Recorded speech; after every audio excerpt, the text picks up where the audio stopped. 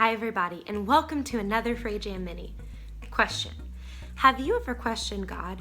Today we're talking about a prophet named Habakkuk. Habakkuk was living in a time where some tough things were happening in the world around him. Does that sound familiar? Many of you probably have questions for what you're seeing and hearing. So do I. One question I've had is, why? Well, Habakkuk had questions too, and he knew the man to go to for his questions, God. With everything Habakkuk saw, this is what he said to God.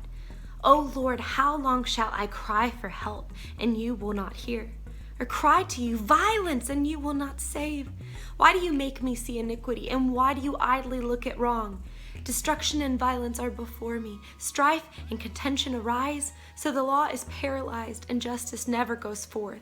For the wicked surround the righteous, so justice goes forth perverted." Wow. Remember, he's saying this to God. But you know what? Him questioning God wasn't him questioning who God was. He knew that God was good, and yet he was seeing injustice, evil, violence, and destruction. And he said, "God, how can you just sit there and allow this?" God didn't knock him to the ground for asking such a brutally honest question. I think it was true faith in God that brought him to ask these questions because he knew his God was good. And God knew Habakkuk knew that. We can still keep our faith and bring our questions to God. God knows we live in a world of chaos, and it's not just butterflies and sunshine all the time. But you know what? He can handle our hard questions. He can handle it when our hearts are breaking before him. He knows what's in our hearts. So when we have questions, why wouldn't we bring them to him honestly?